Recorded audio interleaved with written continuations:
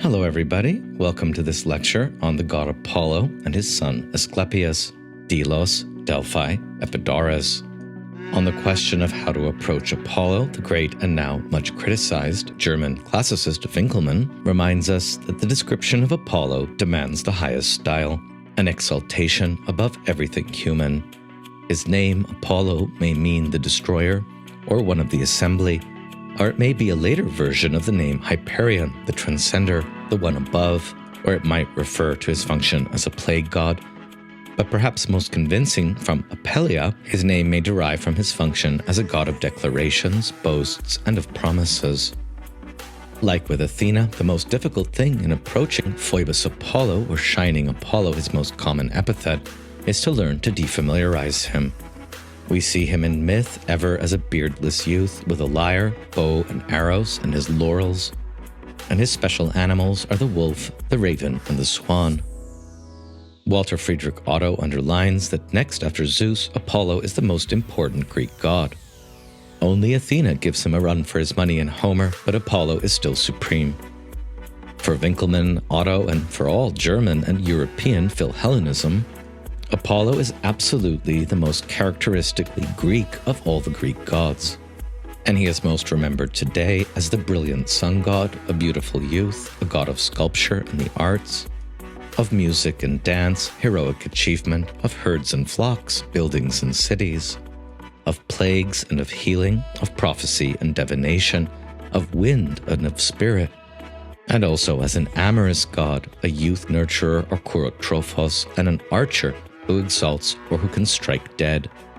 Since the publication of Nietzsche's The Birth of Tragedy in 1872, Apollo has been especially associated with Dionysus as the wine god's very antithesis. Apollo commands that measure is best, to know thyself, nothing in excess, and is the prototype of the shining individual.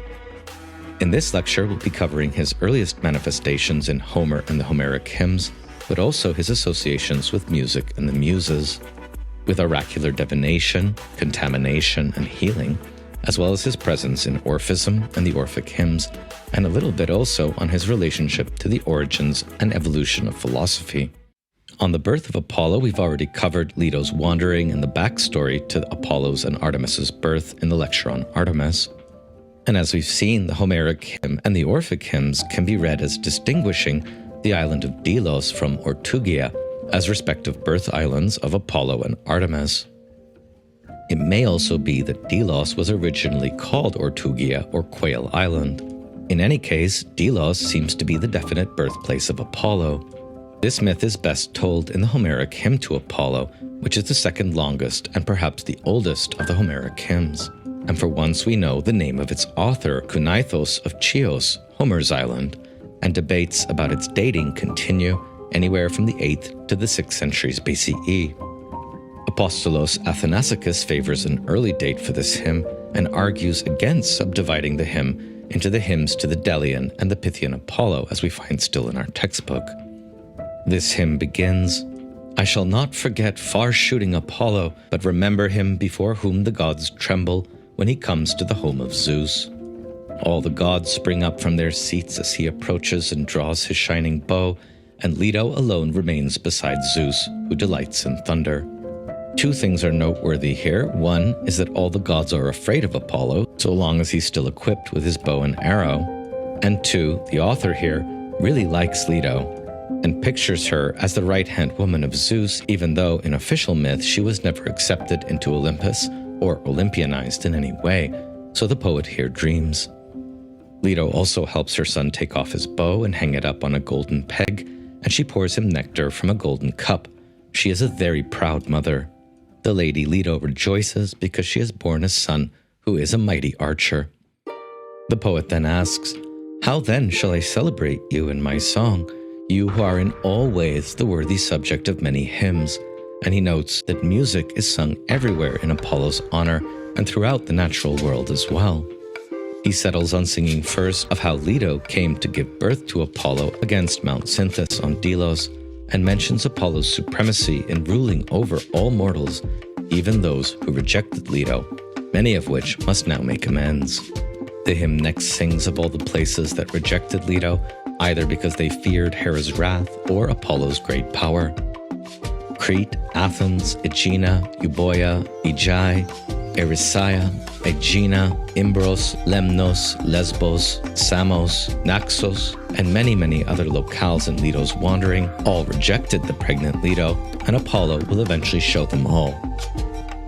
Finally, the island of Delos accepts Leto, but only after she assures the island with a great oath that a sacred precinct of Apollo will be built there, and it will become a place of prosperity, wealth, and prestige.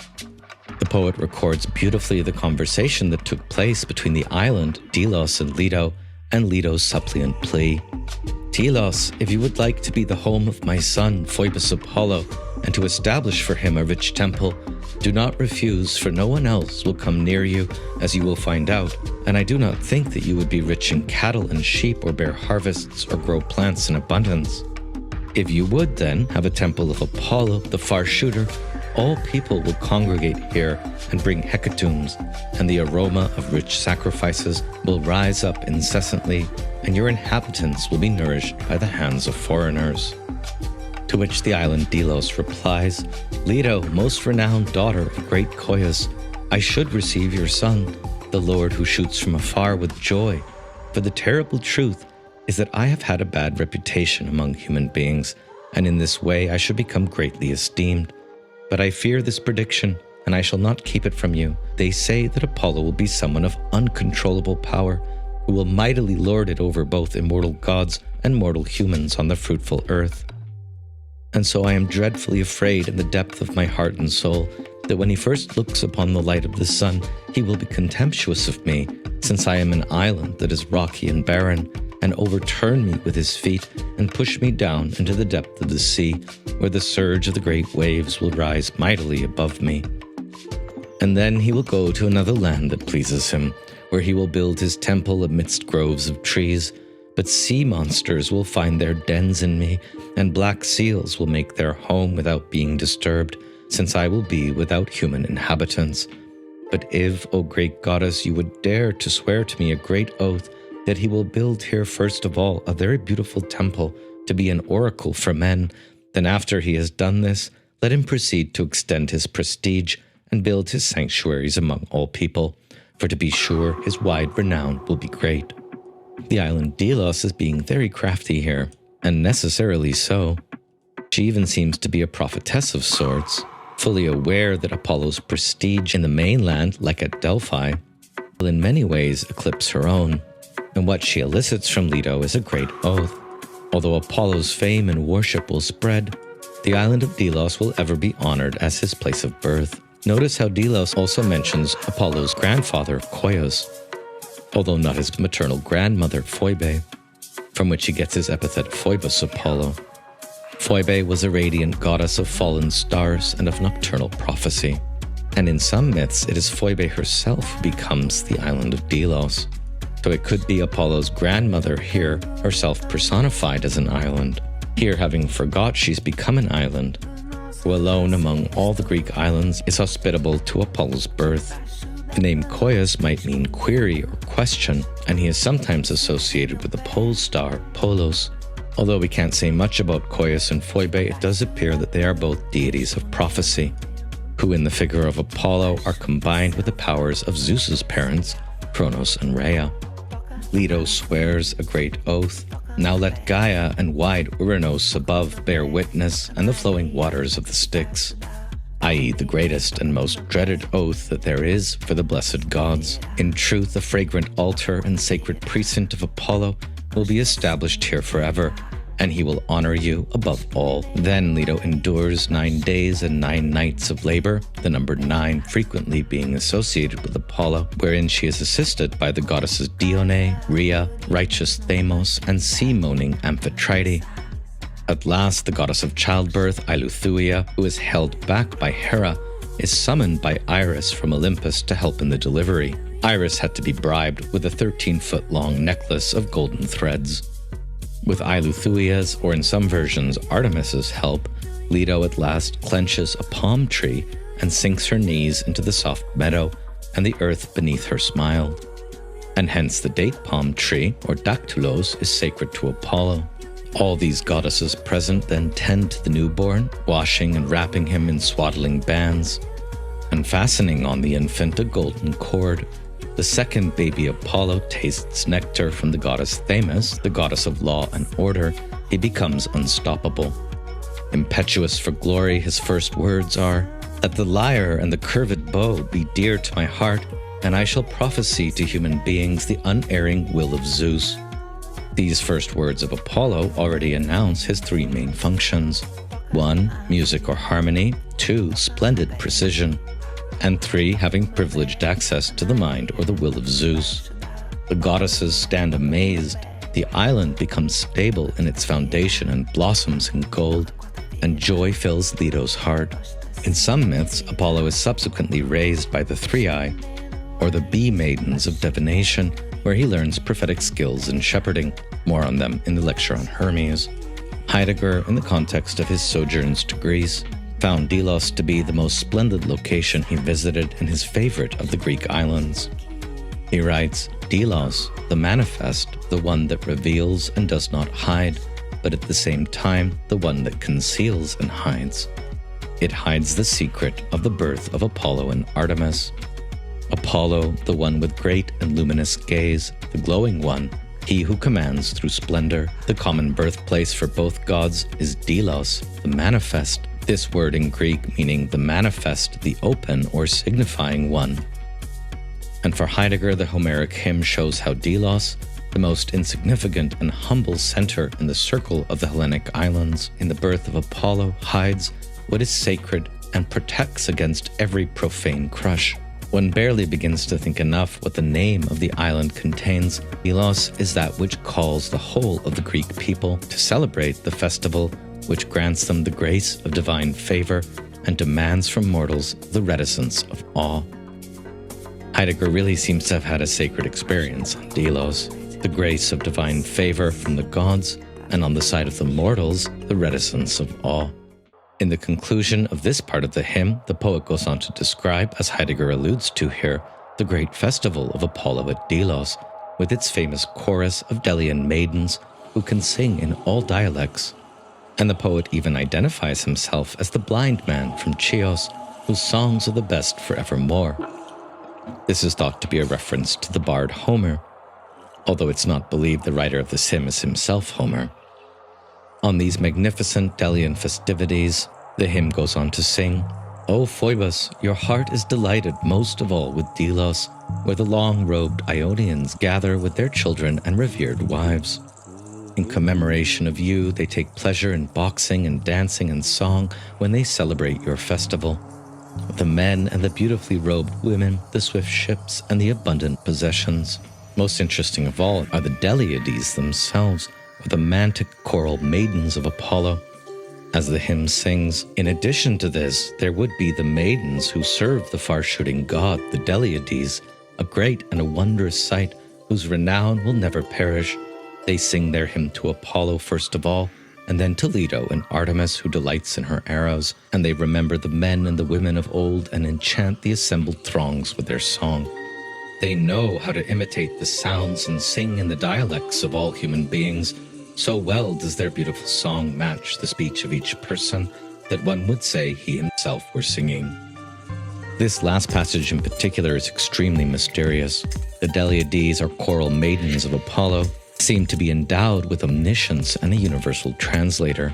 So inspired by the god they are, that when listening to them, each spectator could swear that they were singing not just in their own dialect, but perhaps also in the very language of their individual soul.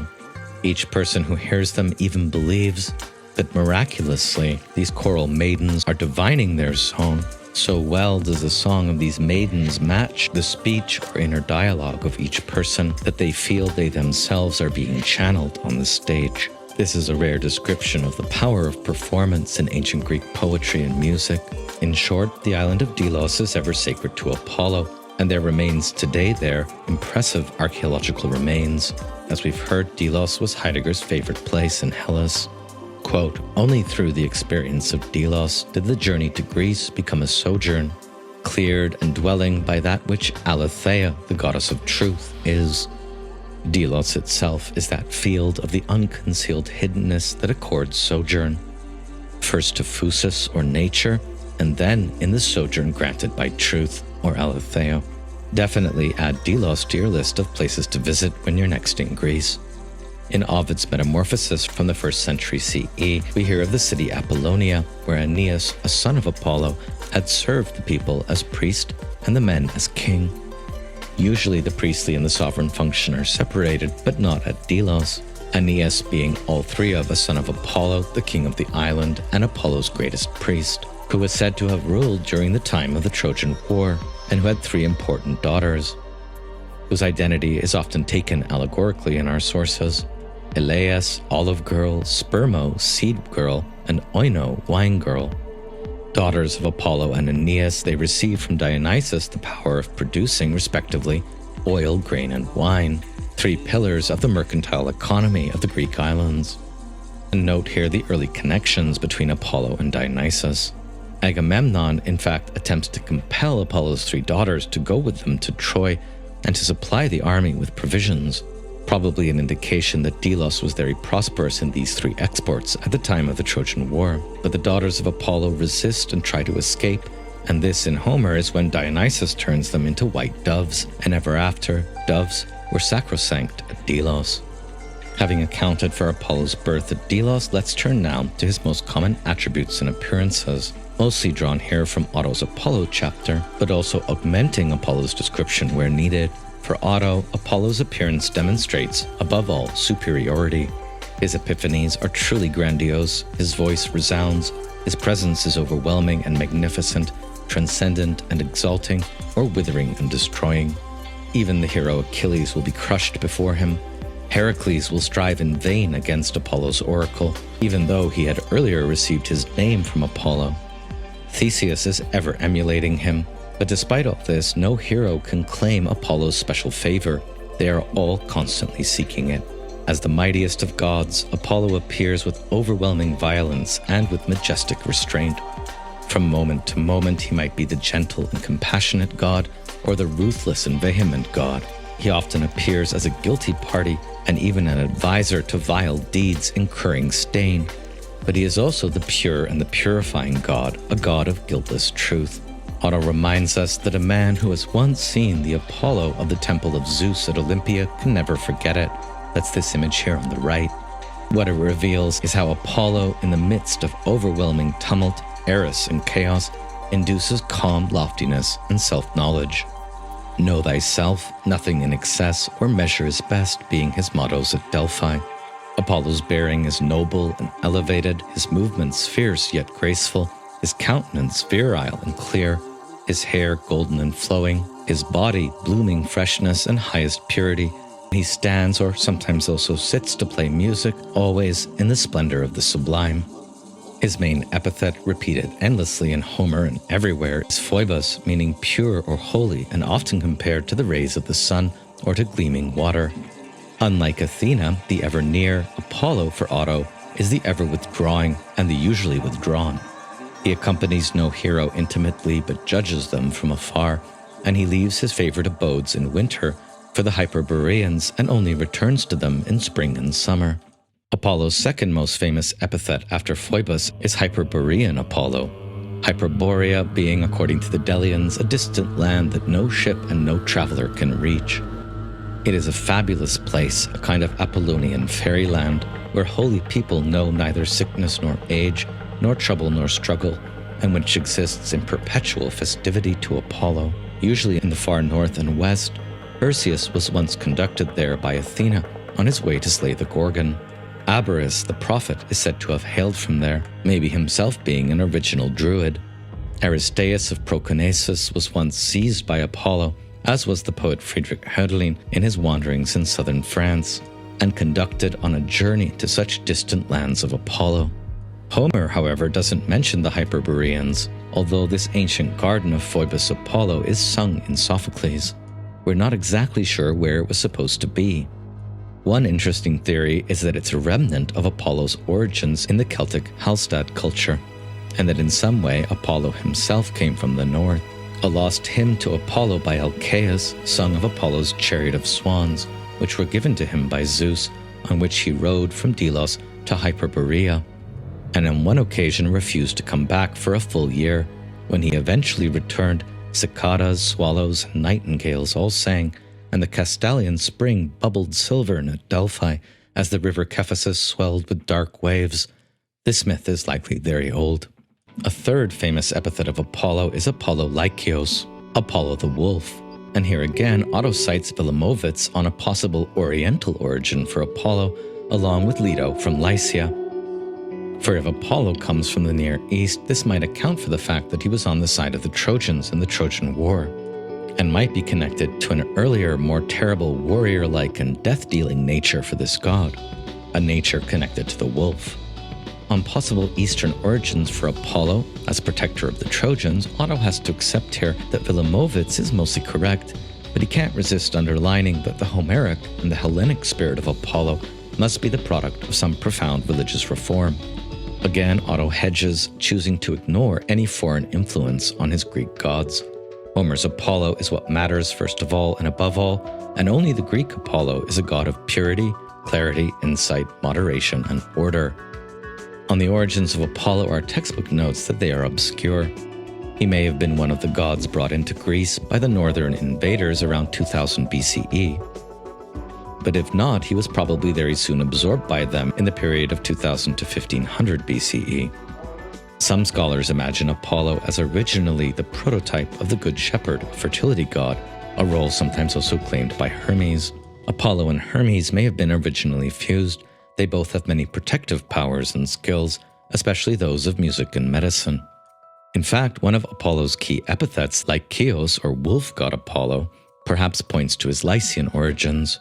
The wolf is indeed an animal of omniscience and of swarms or of packs in most Indo-European poetics. In the Greek world, Apollo Lykios may protect flocks or attack the flocks of his enemies. For an extensive treatment of this epithet, you can read the amazing Apollo book by Fritz Graf. On these savage, elemental, Eastern, violent associations of Apollo, Otto again isn't having it. He deflects discussion of Apollo the wolf by invoking Pindar, who sings Apollo's spirit more beautifully. What are we? The shadow of a dream is man, no more. But when the brightness comes and the god gives it, there is a shining of light on men, and their life is sweet. Man is but the dream of a shadow, quoth Pindar. But it is a sweet and an Apollonian dream, we might say, also with Nietzsche. In Homer's Iliad, Book 21, Apollo, along with Hermes, abstains from taking sides in the battle. Hermes because he's being politic, Apollo because he's being wise. And the god replies to Poseidon's rebuke, "You would have me be without measure and without prudence, if I am to fight for insignificant mortals, who now flourish like leaves of the tree, and then fade away and are dead."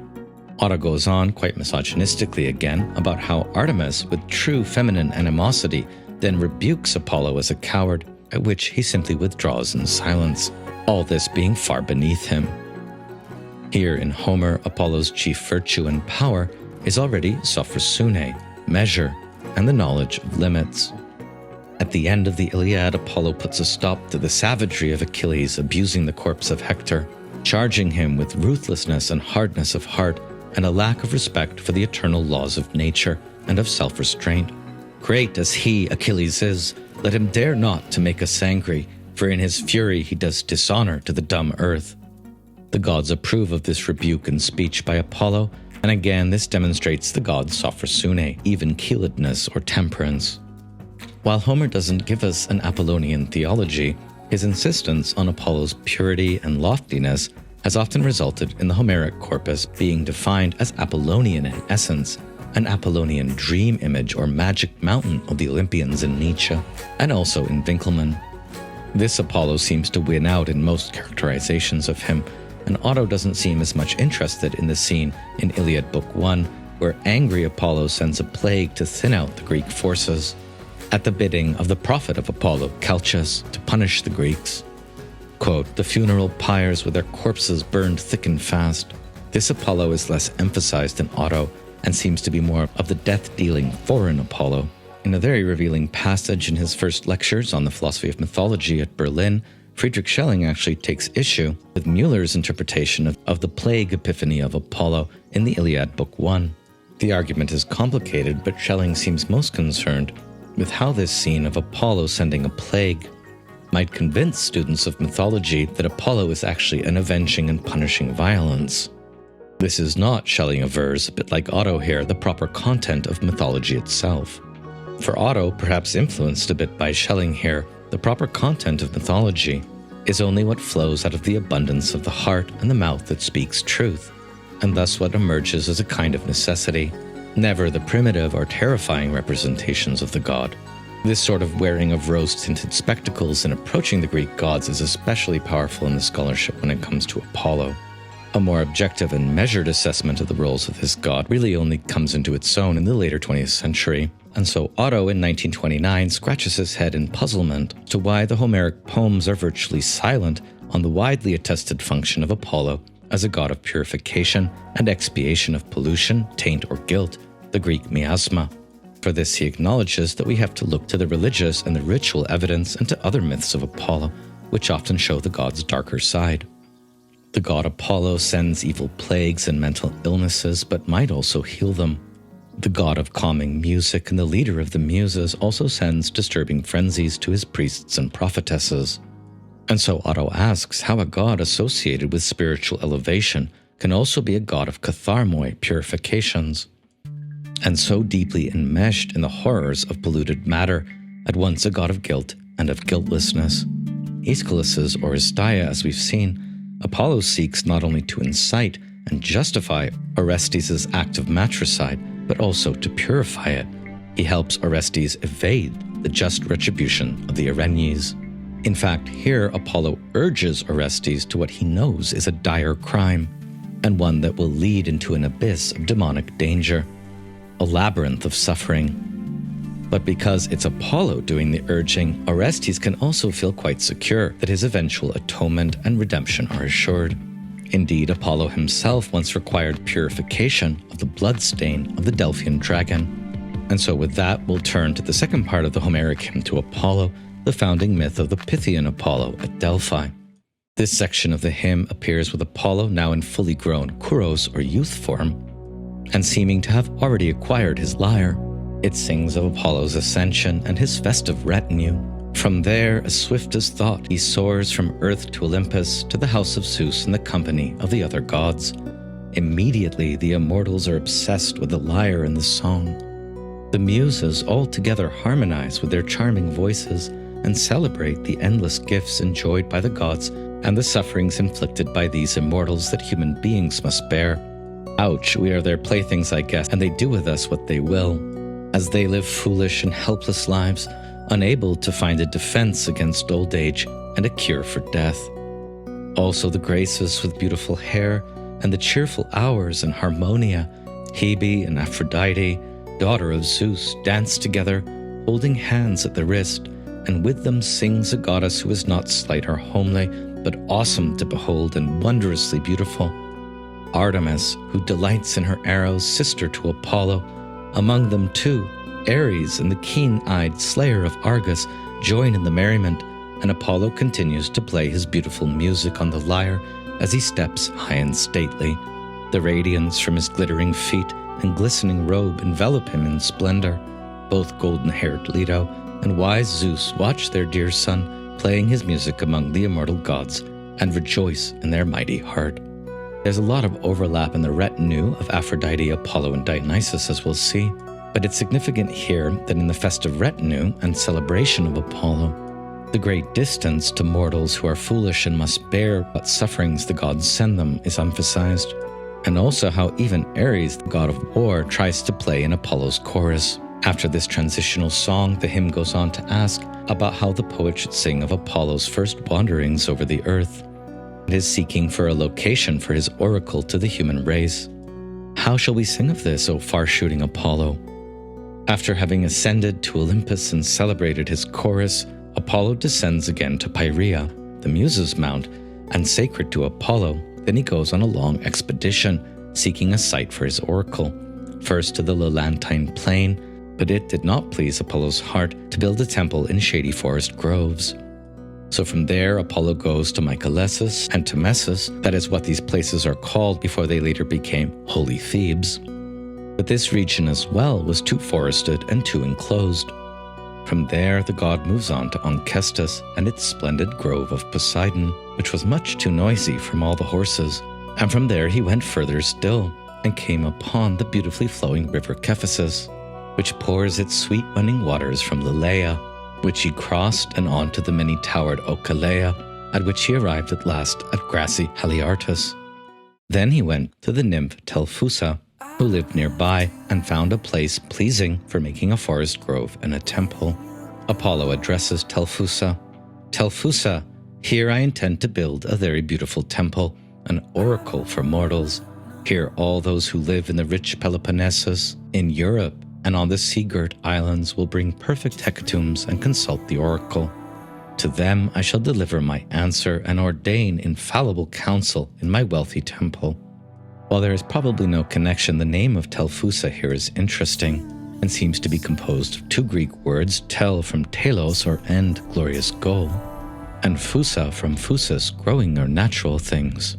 This is also the first reference in our sources to Europe as a geographical entity, which unfortunately is not clearly defined in its boundaries or limits here, so we're not really sure how far it stretched. The vast itinerary of Apollo in seeking a site for his oracle is also worth exploring further. One could create for oneself a great tour of many places in Hellas by following Apollo's footsteps here.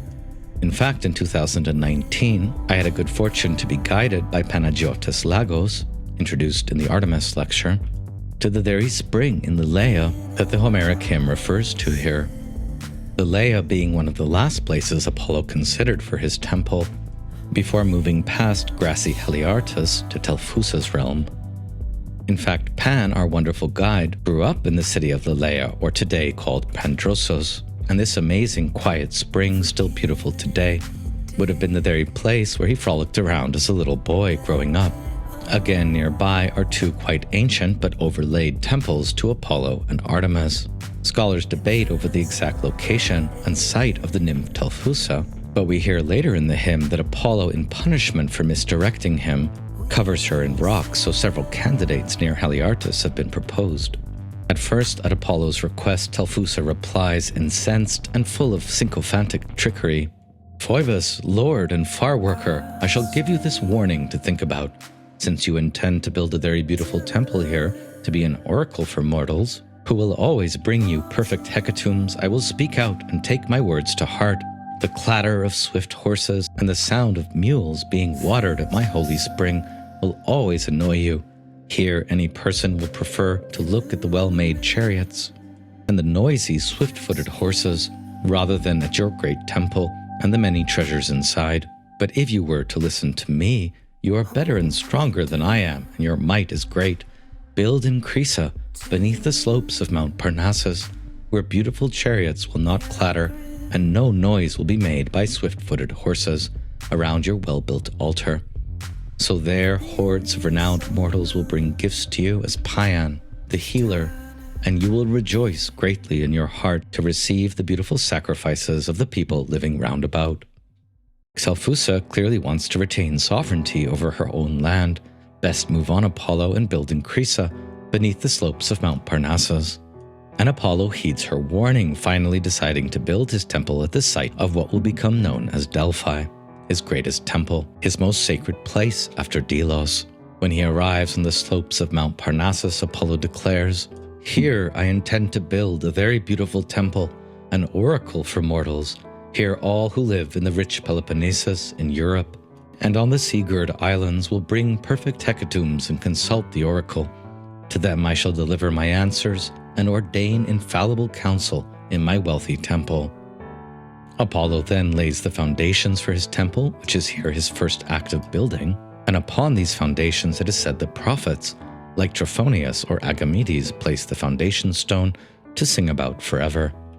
However, all is not well in the founding of Apollo's temple, for there was a beautifully flowing spring nearby where the Lord, son of Zeus, killed with his mighty bow a she-dragon, a huge, bloated, and fierce monster who had done many evils to mortals themselves and to their slender shanked flocks, for she was a bloodthirsty scourge. This is the first scene of Apollo fighting the dragon monster. and its background myth here is worth retelling. Sometimes it is said that Apollo here slays Typhon himself, or Typhoeus, which has to be a misreading of the hymn. The hymn does speak of Typhon, which may here be the same Typhoeus which Zeus slew in the Gigantomachy, or it may simply be a generic name for a monstrous creature. Recall how in Hesiod's Theogony, Typhoeus is a child of Gaia and Tartarus, their only child. But here in the Homeric hymn, Hera is named the mother of Typhon. Enraged over Athena's birth and the lameness of her own son Hephaestus, she gives birth to the king of monsters parthenogenetically. After a prayer, Hera strikes the earth with the flat of her stout hand, an ancient ritual, and the life-giving earth was moved, making Hera pregnant with Typhon. Hera's prayer reads, "Earth and wide heaven, hear me now, and you, Titan gods dwelling beneath the earth in vast Tartarus, from whom both mortals and gods are descended. All of you listen to me and give me, without Zeus' father, a child in no way inferior to him in might, but let him be as much stronger than Zeus as all-seeing Zeus is stronger than Kronos." Having become pregnant with Typhon, Hera doesn't approach Zeus's bed for a whole year, but rather withdraws into her many temples, suggesting this myth may in fact be very early, and perhaps points to Hera's independence before the arrival of Zeus through the invading Indo-European tribes from the north. Eventually, Hera here gives birth to Typhon, like neither a god nor a human being, a scourge for mortals. Typhon is then given to an evil she-dragon, who remains unnamed in the hymn, but who through the hymn becomes Pytho, the one who rots under Apollo's solar rays. What the hymn says is that Typhon is raised by this evil she-dragon as his foster mother. The she-dragon taught him to be terrible, a source of evil for mortals. In the most canonical of all monster-slaying myths, it is Zeus who defeats Typhon in the Gigantomachy, and Apollo who defeats Pytho, or the she-dragon, in founding his sanctuary at Delphi. As for the she-dragon, whoever opposed her met the fatal day of death, until Lord Apollo, the far-shooter, struck her with a mighty arrow. Racked by pain, she lay, gasping frantically for breath and writhing on the ground. An unspeakable and terrifying sound arose as she twisted and rolled in the forest. Breathing out blood, she gave up her life, and Phoebus Apollo vaunted over her. Wow, that is a really misogynistic depiction. If you ever wondered about the Arca scene of the hero slaying the dragon, who they are all emulating is the god Apollo, precisely in this theme. The founding of Apollo's greatest sanctuary at Delphi is clearly a myth of patriarchal triumph over some original inhabitant of the site, in this case configured as a terrifying she-dragon. This theme is also underlined by Apollo's earlier conversation with Telphusa. The suggestion is clear: all the lands that Apollo travels through are, during the time that he seeks to found his temple, already inhabited by feminine deities, and likely already have sanctuaries and ritual religions devoted to them.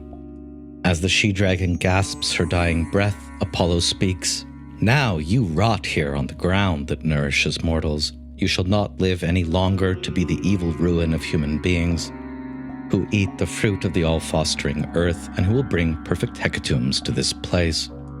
This Apollo boasts as the daimonion Thera, or uncanny beast, falls into the darkness. Indeed, quote, "the holy might of Helios caused her to rot there." And we can note here how often this hymn, like the Homeric hymn to Hermes, mentions Helios, which may be here either an ally power to Apollo, or perhaps an aspect of the god's very identity, accounting for the later syncretization of these two gods. The hymn goes on, "Because of this, now the place is called Putho, and they sung its lord by the title Pythian, since the mighty glare of the burning sun made the monster to rot on the very spot." His slaying of the she-dragon being accomplished, Apollo then retraces his steps in order to take revenge on Telphusa for misdirecting him, and thereby acquires another epithet, Telphusian Apollo, when he pushes a massive shower of rocks and hides her beautiful stream. What an absolute dick, right? History always being told by the victors, of course. The she-dragon, or Telphusa, are virtually forgotten in myth and history. All that remains is the image of shining Apollo, triumphing over the darkness and over the powers of the wilderness and the feminine. Apollo's next move in the hymn is to recruit a band of Cretan pirates, specifically from Minoan Knossos, as they were sailing their black ship to sandy Pylos. This implies two important things. One, Apollo's priests at Delphi are actually the descendants of pirates, which does make a bit of sense. And two, Apollo is importing a very ancient people, the Minoans, to help him oversee his sanctuary. He intercepts the ship of the Cretan pirates and leaps into it in the shape of a dolphin. The ship is possessed by the god. It quakes and quivers, and a great wind. Apollo and spiritual winds being quite synonymous, fills its sails and directs its course. The closeness of Apollo and Dionysus can again be underlined here, for there is a very similar myth when Dionysus is abducted by Tyrrhenian pirates and also takes divine possession of the ship. In this case, Apollo in the form of a dolphin flubbering on the mast. Apollo causes the ship to pass by many beautiful places, which is here the maritime version of the process by which he selected his temple, to vine-clad Crisa, the slopes of Parnassus, where the seafaring ship was grounded on the sand. And next we hear Apollo's first epiphany to mortals. All the previous events of this legend having to do only with gods or with demi-divinities. Apollo as dolphin leapt out of the ship like a star at midday. His person was engulfed by a shooting fiery shower, and his splendor reached to the heavens. Although Apollo's sanctuary isn't built yet, the sailors seem to be given a vision of its celestial precinct, and even knowledge of the deathless gods and of what is yet to be. Not only the pirates, but the inhabitants of the island see Apollo's tripods dotting the land and raining arrows falling from the sky. Apollo addresses the mariners and tells them to give up the maritime life and to forget their past and become his priests. The pirates are completely inspired. Basically, Apollo tells them that as guardians of his sanctuary, they will be taken care of beyond their wildest imaginings. And so at line 474, Apollo Delphinius, Apollo the dolphin, reveals himself. Strangers who used to live in wooded Knossos before, now no longer will you return again to your lovely city, beautiful homes and dear wives, but each of you here will keep my rich temple, honored by many mortals. I say proudly that I am Apollo, son of Zeus, and I took you to this place over the wide expanse of the sea. I intend you no harm, and you will keep my rich temple here, greatly esteemed and honored by all human beings, and you will know the counsels of the immortals, by whose will you will always be honored continually all your days. But come, as quickly as possible, obey me in what I say. First, let down the sails and loosen the ropes of oxide, and then draw the swift ship up from the water onto dry land, and remove your possessions and gear from the well-balanced ship. Then build an altar on the shore of the sea, and kindling a fire, make an offering of white barley. Then pray, standing around the altar. As I first leapt aboard your ship on the hazy sea in the form of a dolphin, so pray to me as Delphinius. Furthermore, the altar itself will be Delphinius, and overlooking forever. Next, take your meal by the swift black ship and make a libation to the blessed gods who hold Olympus. But when you have satisfied your desire for luscious food, come with me and sing the Ai Payan, Hail Healer, until the time when you arrive at the place where you will keep my rich temple. It is sometimes thought by scholars that Payan was originally a separate god to Apollo, but by the Homeric hymn and subsequently, Payan becomes one of the most important epithets and songs to Apollo. While songs to Dionysus might be called dithyrambics, songs to Apollo are called paians, and Apollo is hailed as more or less the same as Payan, the healer. He is sometimes called Soter or Savior. That epithet tends to belong more to Zeus or Dionysus, although Apollo seems to perform the same function as Payan. Closer to the close of the Homeric hymn to Apollo, the pirates get homesick at one point. They've been abducted, after all, and forbidden to ever return to their homes or wives. Still inspired by Apollo, however, with weariless feet they reached the mountain ridge and quickly arrived at Parnassus and the desirable place where they were going to live, honored by all human beings.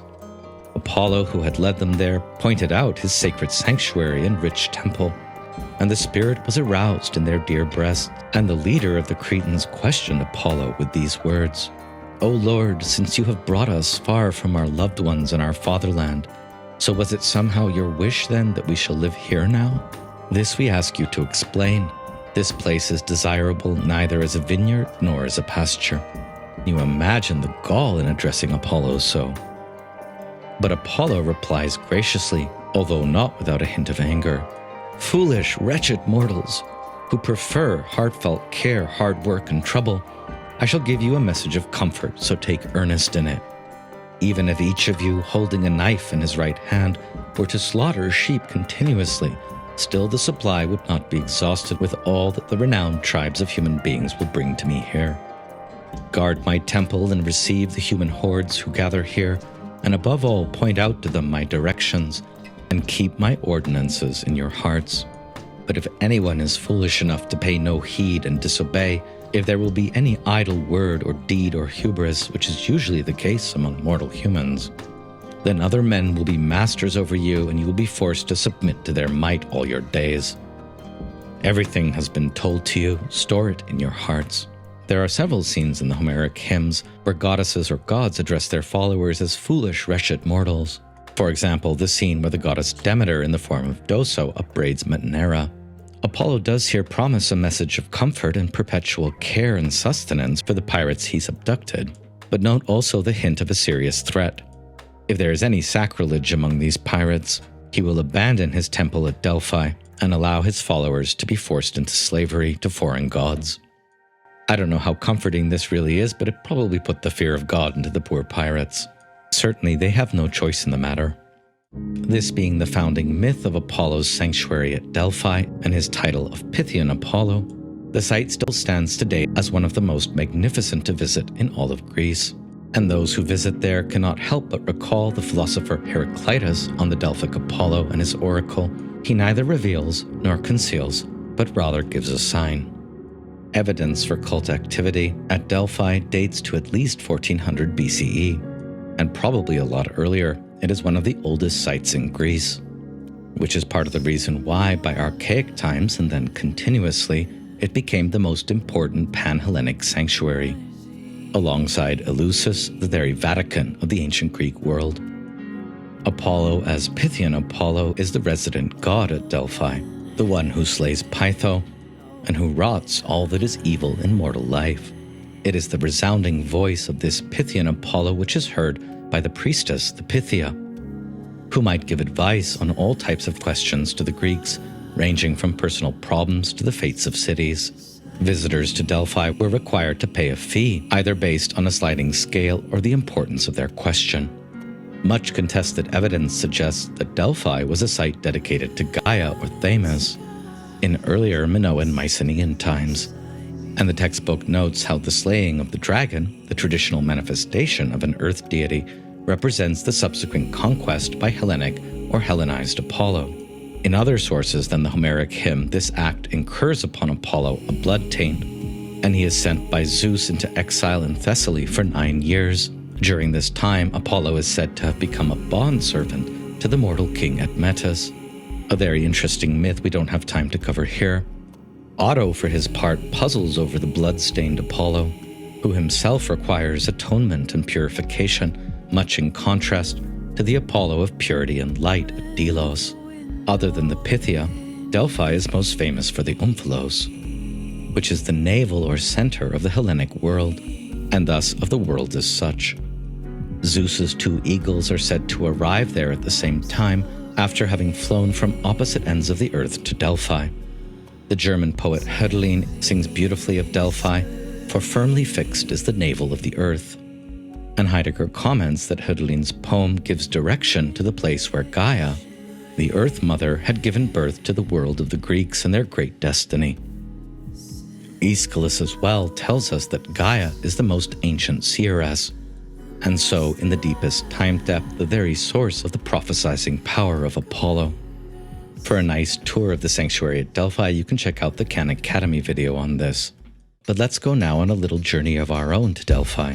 Having picked this up in downtown Athens, the excellent guide from the Leia, Panagiotis, drove us next up into the mountains towards Parnassus. Here's a beautiful town we passed along the way. Beneath the sanctuary at Delphi, you can find this stone site, whose function and origin is still much debated by scholars. Perhaps it was the purification site that all must pass through before proceeding on to Apollo's sanctuary. Just at the base of Delphi itself, you can find the Castalian Spring, whose water, as we already heard, turned silvern at the event of Apollo's birth, and which is probably due to its association with Apollo, the most famous and sacred spring in all of Greek mythology. As you enter into Delphi, you first pass by the various treasuries of the city-states who paid tribute to Apollo here. These were small temples filled with treasures offered to the god, through which the various city-states vied for power and influence, and of course for favor from Apollo. Although in myth the Omphalos is originally housed inside Apollo's temple near the Pythia, in modern Delphi it is placed outside. The site is marked with an Omphalos, so that visitors can get a sense of the real significance of the place. As Heidegger writes on his visit to Delphi, under the lofty sky and the clear air in which the eagle, Zeus's bird, was flying in circles, the region revealed itself as the temple of this place. Just past the Omphalos, one will find this outcropping of rocks, at which it is thought that priestesses of Apollo or Sibyls in early times would have stood up to announce their oracles or admonish to the gathered crowds. It is again the philosopher Heraclitus who gives us our first recorded mention of the Sibyl, which is a generic term for prophetess. He writes in the 5th century BCE, quote, "The Sibyl with frenzied mouth, uttering things not to be laughed at, unadorned and unperfumed, yet reaches to 1,000 years with her voice by aid of the god." Our English word Sibyl comes via Old French Sibylle and the Latin Sibylla, and goes back to the Greek Sibylla. Perhaps there was also a sphinx here, beside which the Sibyl declared the oracles which had been uttered in the sanctuary of the temple. In this same place, there may have been a tall pillar which revealed the tripod, as a symbol of Apollo and his oracles from the Pythia. It is here, as Otto notes, that visitors to the Delphian shrine would be hailed by Apollo, not with any ordinary form of greeting, but with the famous "Know thyself" or "Nos thee sueton," and also "Metron ariston," measure is best, or sometimes "Midin agan," nothing in excess. Perhaps the tomb of Dionysus, who was also worshipped at Delphi, especially in the winter months, was nearby this spot. There is also a theater at the sanctuary, of which Hölderlin sings in his German song, "Where is your Delos? Where your Olympia?" So we may find ourselves at the highest festival. And the so-called Pythian Games were held here at Delphi every 4 years, and which included both physical and intellectual competitions.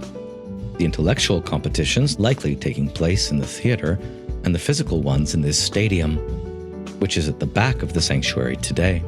Under the auspices of Pythian Apollo, we find foot races, chariot races, and musical, literary, and dramatic competitions.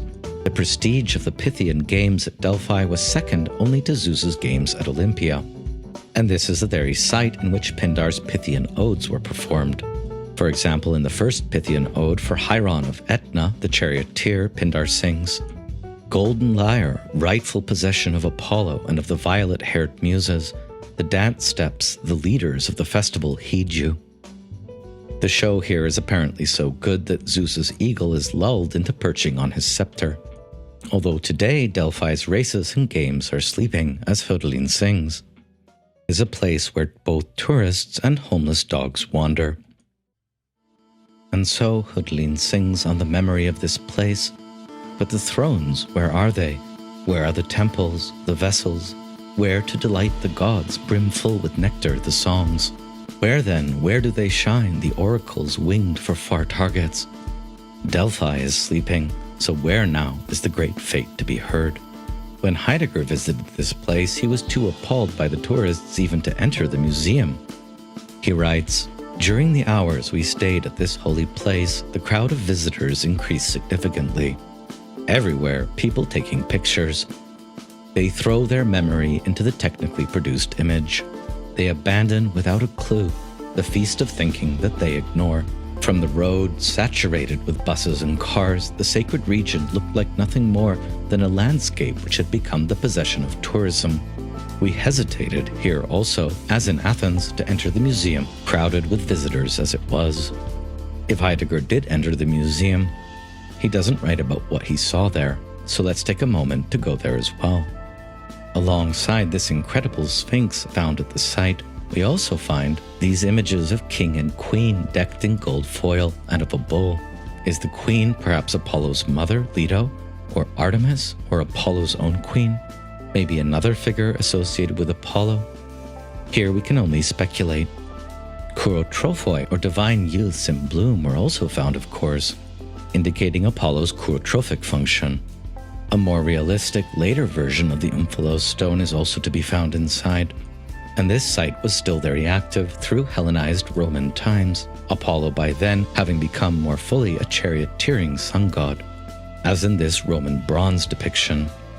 The most mysterious thing about Apollo's sanctuary at Delphi is, of course, the Pythia herself, her tripod, and her oracles. So let's turn to a little discussion of what's known about this. According to much testimony, the Pythia, Apollo's priestess, is in the sanctuary, inspired out of her mind with his voice, and she prophesizes from the inner sanctuary of the temple, known as the Adaton, in which there was placed the Omphalos stone. Much scholarship has been devoted to whether or not they were vaporous gases that emerged from a cleft below to enhance her inspiration. However, the exact location of the Adaton could not be located in the ruins of the temple. We can be certain that the Pythia underwent initial ceremonies to ensure her purification, among which included ritual drinking of sacred water from the Castalian spring. Although there are intoxicating gases beneath the site at volcanic Delphi, there is no clear evidence for a cleft under the temple that would have released these gases. The pharmacology of Pythian inspiration may have been purely a result of the presence of the god, or may have resulted from the chewing of laurel leaves, or the inhaling of ethylene, benzene, carbon dioxide, and methane, or who knows what. From broad testimony, often from her detractors, we know that the Pythia was famous for her incoherent ravings, and yet during some periods uttered her oracles in dactylic hexameter. During some periods, these oracles may have been transcribed by priests into prose or verse, or they were received directly. This opens the question of the education of the Pythia, since it's hard to imagine someone incoherently raving and uneducated, able to improvise dactylic hexameter poetry. We do have a large number of surviving written oracles said to be spoken by the Pythia herself, over 600, but most of them are contested in their authenticity. To receive an audience with the Pythia was an involved and costly affair. A fee, sacred cakes, animal sacrifices, and a long line. On one occasion, according to legend, an inquirer fell in love with her and seduced her.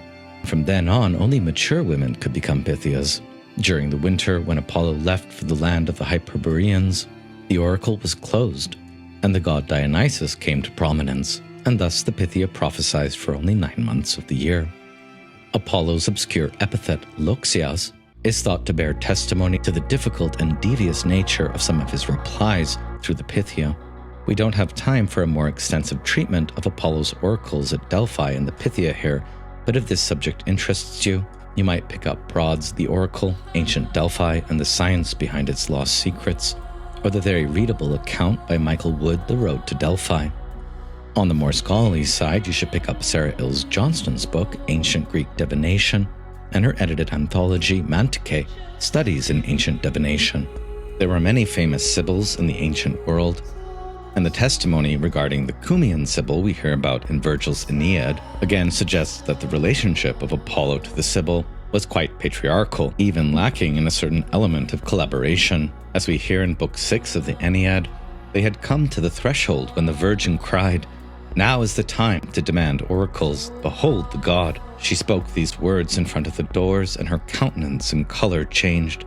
Her hair shook free, her bosom heaved, and her heart swelled in wild fury. She seemed of greater stature, and her cries were not mortal, as she was inspired by the breath of the god drawing near. Not yet willing to endure Apollo, the prophetess raged within the cavern in her frenzy, trying to shake the mighty god from her breast. All the more he wore out her ravings, mastering her wild heart and fashioning her to his will by constraint. Now the 100 mouths of the cavern opened wide of their own accord and bore the responses of the prophetess to the breezes.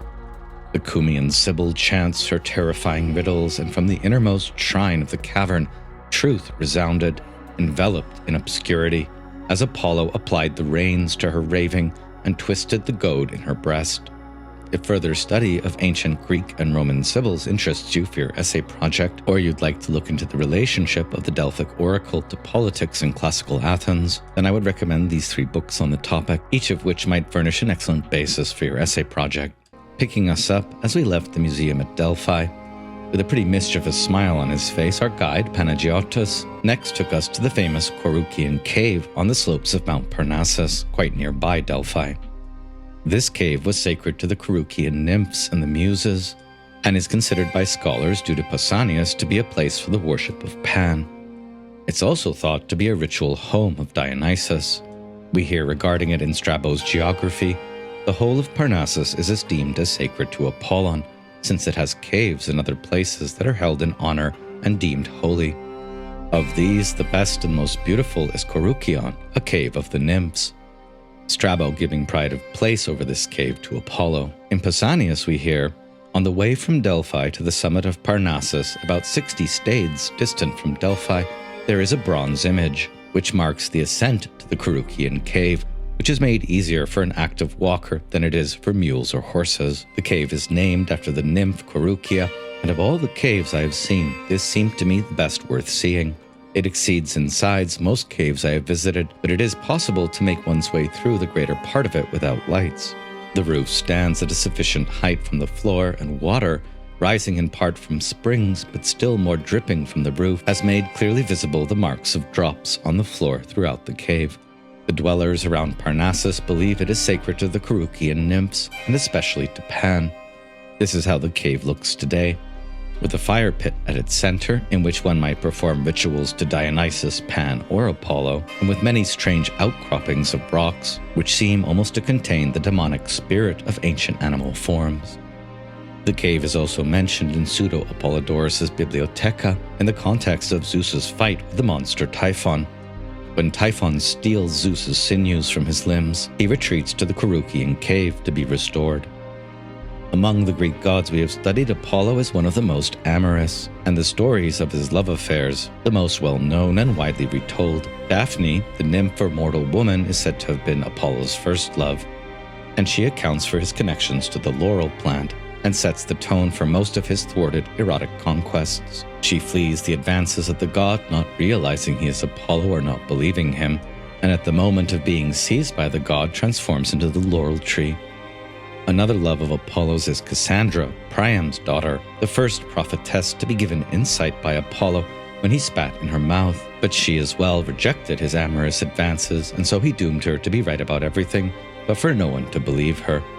Marpessa, another mortal woman, ends up rejecting Apollo for a mortal lover, smart Marpessa. Eurene seems to be one of Apollo's only successful loves, and she bears to him the demigod son Aristeus in Libya. Hyacinthus is Apollo's most important boy love, an equivalent of Ganymede, who, like Adonis, is transformed into the hyacinthus flower and comes to be celebrated in the festival of Hyacinthian Apollo.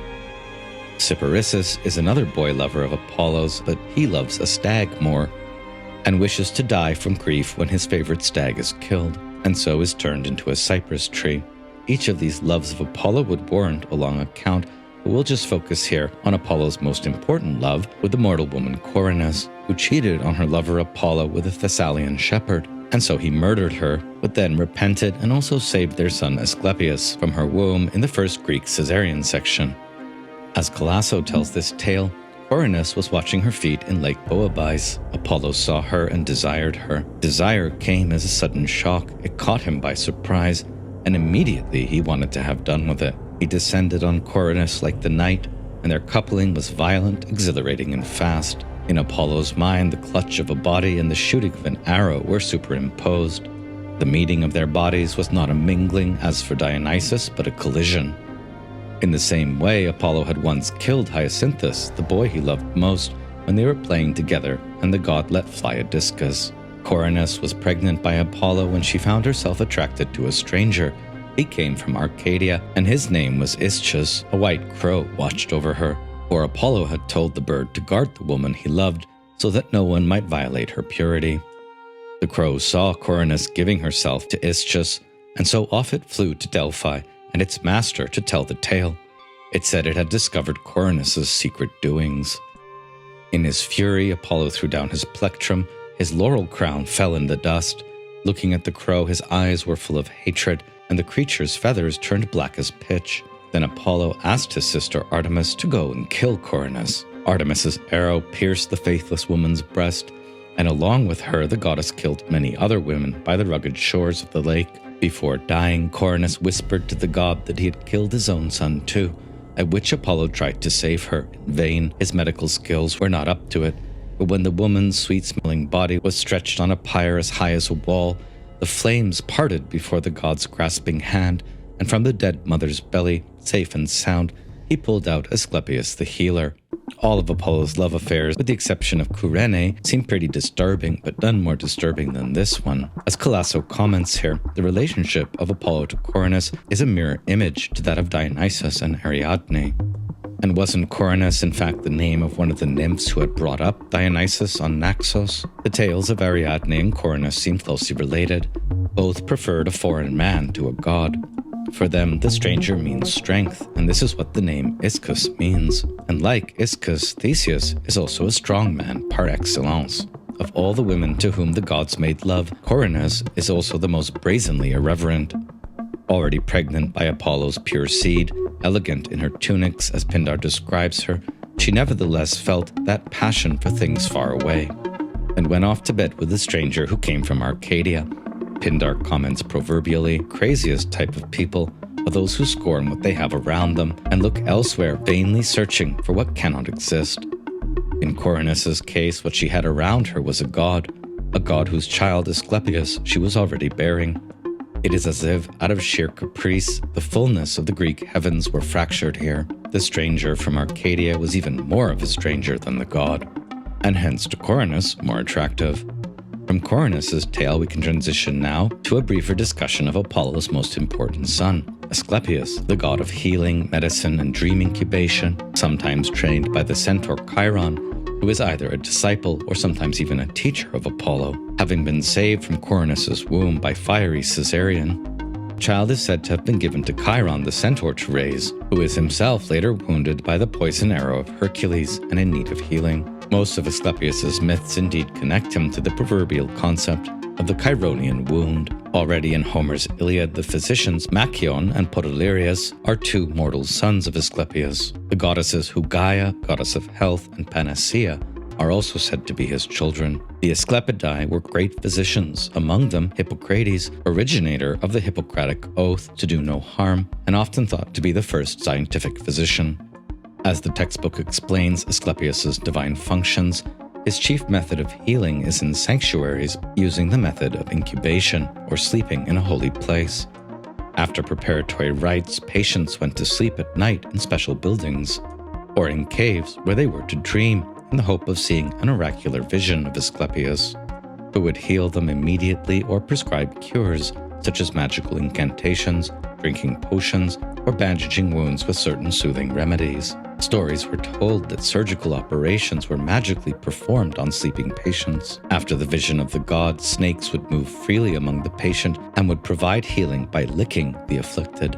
While Asclepius can definitely appear as a darksome or chthonic god, associated with serpents, the power of the earth, and of nocturnal dreams and transformations, a god who wields the power of the Gorgon's blood, his most conspicuous quality remains that of tenderness or gentleness, epiotes. The full study of Asclepius could take weeks, so extensive is the evidence, especially in Hellenistic and Roman antiquity. For example, in the first book on dream incubations in Asclepius we have, by Artemidorus, but here we can begin a little earlier, in classical Athens, by recalling Socrates' last words in Plato's Phaedo. Right before he drank the hemlock poison and died, he said, "Crito, I owe Asclepius a rooster. Make sure you pay the debt." This dialogue had begun with Socrates in prison. His execution temporarily stayed, while a delegate of Theoroi or messengers were waylaid in their return from the island of Delos. And during this time, Socrates has an ominous dream where the god Apollo shows up and tells him to practice music. Believing that by being a philosopher he had in fact been practicing the highest form of music all his life, he at first didn't realize what the god Apollo really meant. But just in case his intention was really to practice music, Socrates picked up the lyre and began to compose Aesopian fables. Here in Plato's Phaedo, as elsewhere, Apollo and his son Asclepius, alongside Dionysus, are the preeminent gods of philosophy, which Socrates defines in this dialogue as a practicing for death. His last words, "I owe Asclepius a rooster," being suggestive for Nietzsche at least, that Socrates saw life as a disease, the liberation of the immortal soul in death through the power of Asclepius, being the ultimate salvation that the philosopher could hope to achieve. Very often, Apollo shares the role of patron of healing sanctuaries with his son Asclepius. For example, at the sanctuary where the philosopher Parmenides of Elea was a practitioner, Iatromantus, and so a priest or doctor of Apollo. In myth, the god Asclepius became such a skilled doctor that he was able to prolong life and even to raise from the dead. This was too much, and so Zeus killed him with the thunderbolt. Amazingly, Apollo exacts vengeance for his son's murder, not against Zeus, but against Zeus's very power of the thunderbolt, the Cyclopes. Various versions of Asclepius's myth exists, but in all of them, he heals the sick and even raises the dead, which has led to many comparisons of his myth with Christ's miracle of raising Lazarus. Recall how, as a son of Apollo and Coronis, Asclepius begins his career as a mortal. In most versions, after he is slain by the thunderbolt, he undergoes an apotheosis, becoming a god. And this happens when he is placed by Apollo in the constellation Ophiuchus or Serpentarius, the serpent bearer. Asclepius is even conceived by some later Orthodox Christians beginning in late antiquity as a healer who wrestles with serpents and thus presides, along with Christ, over rebirth. The Jungian psychologist C.A. Mayer has written an excellent book on Asclepius and other deities associated with healing and dream rituals. And summing up Mayer's findings here a bit, we can say that Asclepius's attributes are both mantic, divinatory or prophetic, and chthonic or serpentine. His animal familiars are the dog and the serpent, and in this form he works under the protection of his father as Apollo Kunagetes, Apollo of the dog. And this perhaps because dogs were understood as guides to the spirit world, or as tracers of the tracks of the divine in this one. Those born under the constellation of Asclepius Serpentarius are said to be called to the divine vocation of healers, botanists, or medicine people. And after his death, it is said that Asclepius' spirit was given the ability to go to anyone at any time, wherever healing miracles are worked in Pangaea. Here, Asclepius becomes not only a heavenly constellation, but also an earthly chthonai, daimonic spirit who might emerge from anywhere in the earth, manifesting himself at particular localities and shrines or genii loci. Asclepius might manifest healing epiphanies wherever he wishes. In some later testimony, he ascends to heaven from earth and again descends to earth, and is endowed with the strength of the powers of above and of below. In this aspect, Asclepius is called to as Apollo Melietas, or Apollo the healer. The Homeric hymn to Asclepius sings about the healer of sicknesses, Asclepius, son of Apollo, in the Dacian plain of Argos, goddess-like Coronis, daughter of King Phalegus, bore him, a great joy to mortals and a soother of evil pains. He is worshipped predominantly at springs and groves and in caves, and his two main cities are Epidaurus and Kos. Pausanias tells us about a famous statue of Asclepius at Epidaurus, which shows him on a throne with a dog. And also Bellerophon with the chimera and Perseus with the head of Medusa are represented. According to this myth, Asclepius had received from Athena the blood from the veins of the Gorgon. And he holds two vials in his hand. With the blood from his left hand he might send plagues, but with the blood from his right he heals and raises men up from the shadow world. Image of Asclepius's outstretched hand is common in his testimony. Not only Asclepius, but also Apollo, Zeus, and Dionysus being referred to as gods of the light touch, or the epithet Epiphus, he who touches. Healing by touch is also associated with Chiron, Athena, Hera, and Persephone, and seems related to the word chirurgos, or working by the hand, that is practicing the art of medicine. Such healing with gentle and perceptive hands also seems present in the legend of the soothsayer Melampus, who is said to have received his divine vocation under a tree with a serpent coiled around it. Driving west and south from Athens today, about 2 hours, this is the scene that will greet you as you enter into the ancient sacred lands surrounding Epidaurus. Here we found another excellent guide, whose name was Heracles, i.e. Hercules or Heracles in modern Greek. His tour advertised to show us the healing lands around Epidaurus. He is a deeply committed Greek Orthodox Christian, and also a vegan or Greek hortophagos. Here you see him at the beginning of our tour, holding out various berries and herbs that grow wild in this region, and which have healing properties associated with the god Asclepius. Nearby the sanctuary at Epidaurus, there is one of the most ancient olive trees in the Greek world, said in myth to have been the first olive tree, which was grafted there by Hercules himself. Here you see Heracles with his Thunderbolt neon t-shirt, sitting on the tree of his namesake, an olive tree that may be well over 2,000 years old. The day was brutally hot and the climb up to the Asclepion quite arduous, but Heracles had a plan to keep us in good spirits along the way. As it turns out, there was a Greek Orthodox church halfway up, these churches being all over contemporary Greece, and usually empty and open when not being tended to by the priest. Filled with beautiful iconography and a rich history, here Heracles taught us the rituals that pilgrims passing by these shrines should perform, and treated us to an exceptional discourse regarding the history of the relationship between Asclepius and Christ in Orthodox Christian conceptions of this region. Later, it was time to have lunch in an even more beautiful Greek Orthodox temple, this time dating to at least 1200 CE. Here some of the paintings were at least 500 years old, and again we dwelled here for quite some time while Heracles explained each of the iconographic images and how they were related to the healing properties of the land, and thus as well to the god Asclepius. Heracles was such a thoughtful guide that when lunchtime came around, he handily pulled out homemade Greek salads, made mostly from vegetables in his own garden and local bread, as well as his wife's famous garlic sauce. This was definitely the best meal we had in Greece, and here Heracles taught us about the difference between prosphoros and artos bread for daily use, and the bread brought to church on Sunday, often imprinted with a special seal. The healing powers of Eucharistic bread, both in daily life and in the celebration of the Eucharist, he described with great knowledge and feeling. Eventually, after all this amazing preamble, we made our way to the site of Epidaurus itself, which is a very large and beautiful archaeological site with an enormous theater and many temples, some of whose individual functions are still being worked out by scholars. Here you see what is thought to have been the main temple of Asclepius at Epidaurus, and the statue of him in the museum at the site. We again find interesting testimony regarding the presence of Asclepius at Epidaurus in Pausanias, when he tells us of an ancient painting in the Tholos or temple, which depicts Methe, or the goddess of intoxication, on the left, drinking from a crystal goblet, which she looks into and sees her own face. On the right of the painting is Eros, who has thrown down his bow and arrow, and in place of them is playing the lyre.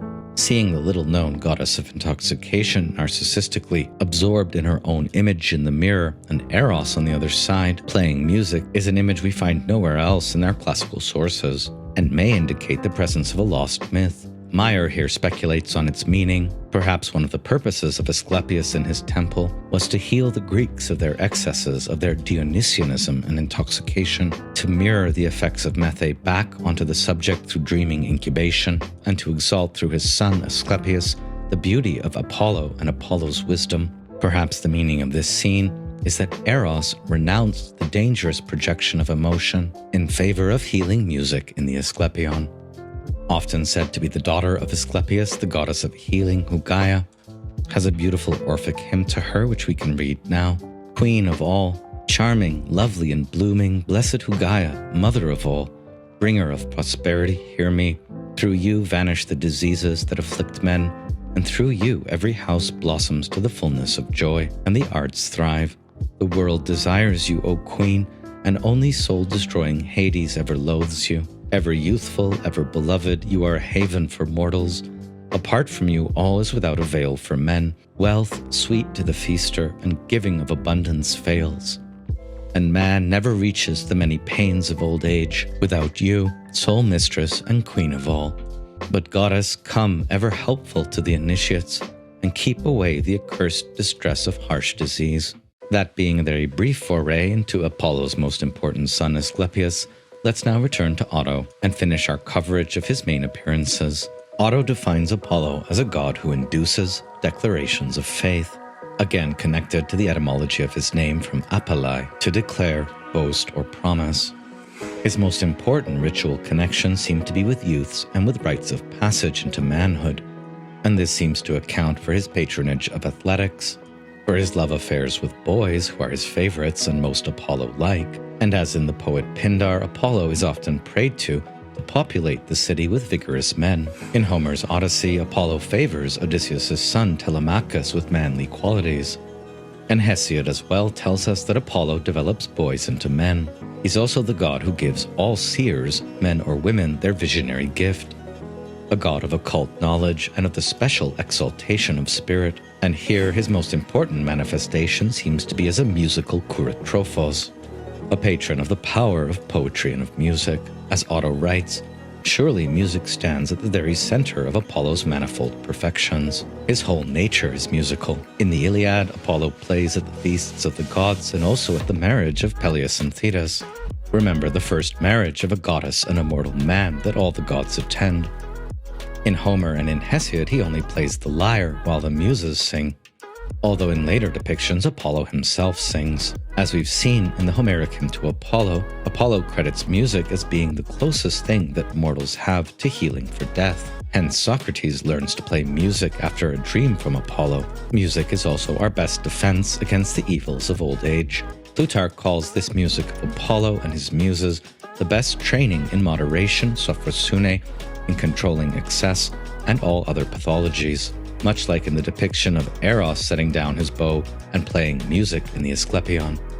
As to Apollo's retinue, not only the muses, but also the Graces, the seasons, Harmonia, Hebe, Aphrodite, Eros, and even Artemis delight in Apollo's music. In Pindar, this music even quenches Zeus's thunderbolt and hypnotizes Zeus's eagle on his staff. Moderation and beauty, Greek kalos, are the essence and effect of Apollo's music.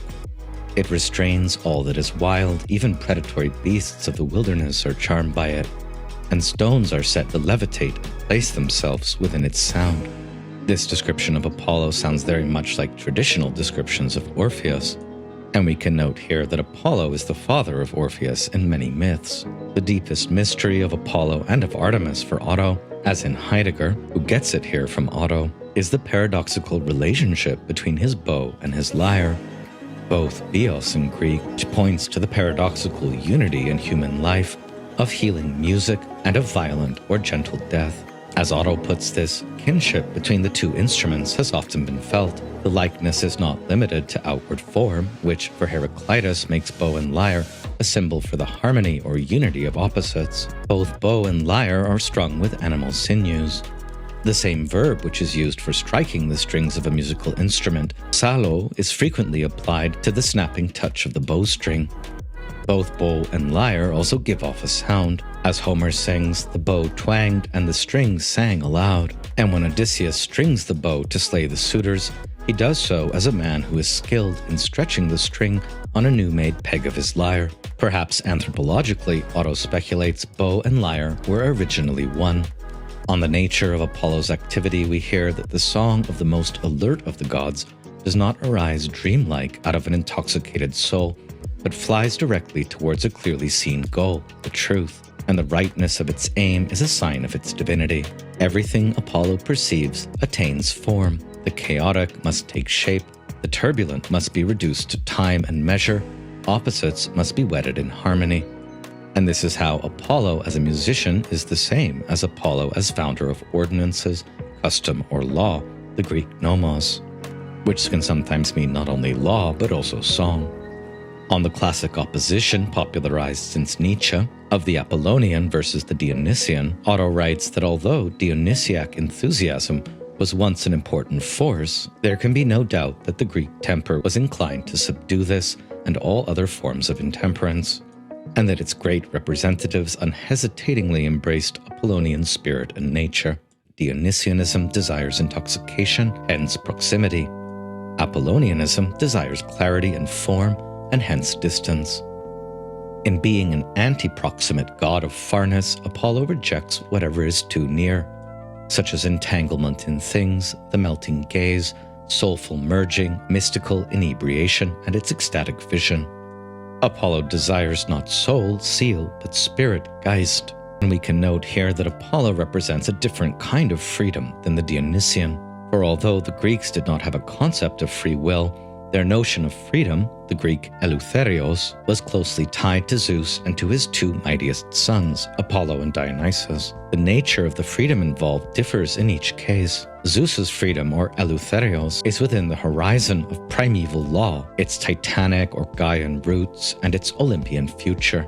Dionysus seems to bring about freedom from below, unleashing the intimacy of the chthonic, the psyche, or the soul. Apollo's freedom is freedom from above, far-seeing, detached, and ideal spiritual freedom. And here Otto makes a comparison between Apollo and Christ, who also represents sublime transcendence. Quote, "If the Christian humbles himself and is thereby assured of becoming worthy of God's love and God's nearness, that is, in his Son, Apollo requires a different humility. Between the eternal and earthly phenomena to which man as an individual belongs, there is a gaping chasm. The individual being has no part of the realm of infinity. What Pindar in the spirit of Apollo impresses upon his hearers is not a mystical doctrine of a blessed or unhappy beyond, but the very thing that separates God and men from one another. If Christ reflects a bridging of the chasm of transcendence and immanence, at once in his own person as the God-man, a perfect immanence and a perfect transcendence, Apollo, for Otto, is more intent on keeping the domains of God and man separate, so that human beings might be mindful of their difference from the God, and no longer attempt hubristically to believe that they are capable of fully mediating the event of divine revelation. Only Apollo can do that. On what the Greek Apollo teaches to all subsequent humanity, Otto gives us an admirable sum-up. From the Apollonian point of view, human life is ever fleeting and vain. Only the heavenly beings, above all Apollo, endure forever. The life of man glides away like a shadow, and if it shines, it is a light from above that gilds it. Man must therefore not presume equality with the gods, but should recognize his limitations and remember that earth will be his garment.